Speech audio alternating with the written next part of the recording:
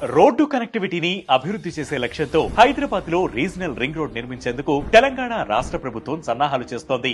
ఇప్పటికే నగరంలో 158 కిలోమీటర్ల మేర ఔటర్ రింగ్ రోడ్, 50 కిలోమీటర్ల వరకు ఇన్నర్ రింగ్ రోడ్ ఉన్నాయి. ఇప్పుడు కొత్తగా చేపట్టే హైదరాబాద్ రీజనల్ రింగ్ రోడ్ గురించి ఈ రోజు బిగ్ స్టోరీలో. హైదరాబాద్ రీజనల్ రింగ్ రోడ్ మొత్తం 347 కిలోమీటర్ల పొడవున 4 వరుసలతో ఉంటుంది. భవిష్యత్తులో 6 వరుసలుగా విస్తరించే అవకాశం ఉంది. ఇది దేశంలోనే అతిపెద్ద రింగ్ రోడ్ కానుంది. సిటీ చుట్టూ ఉన్న ఔటర్ రింగ్ రోడ్డుకు 40 కిలోమీటర్ల దూరం నుంచి ఈ ప్రాజెక్ట్ ను చేపడతారు. గ్రీన్ ఎక్స్ప్రెస్ వేగా దీనిని నిర్మిస్తారు. అంటే ఒకవైపు ట్రాన్స్పోర్టేషన్ సౌకర్యాలను పెంచడంతో పాటు పర్యావరణ పరంగా సుస్థిరత ఉండేలా చూస్తారు. ప్లానింగ్, డిజైనింగ్, కన్స్ట్రక్షన్ మూడింటిలోనూ గ్రీన్ ఎక్స్ప్రెస్ వే ప్రత్యేకంగా ఉంటుంది. ఈ రీజనల్ రింగ్ రోడ్ నిర్మాణానికి 17,000 కోట్లు ఖర్చవుతుందని ప్రాథమికంగా అంచనా వేశారు. కానీ ఆ తర్వాత అంచనాలు 26,000 కోట్లకు చేరాయి. భూసేకరణ ఖర్చును చెరుసగం భరించేందుకు కేంద్ర రాష్ట్ర ప్రభుత్వాలు అంగీకరించాయి. 3 ఏళ్లలో రీజనల్ రింగ్ రోడ్ నిర్మాణం పూర్తి చేయాలని లక్ష్యంగా పెట్టుకున్నామని తెలంగాణ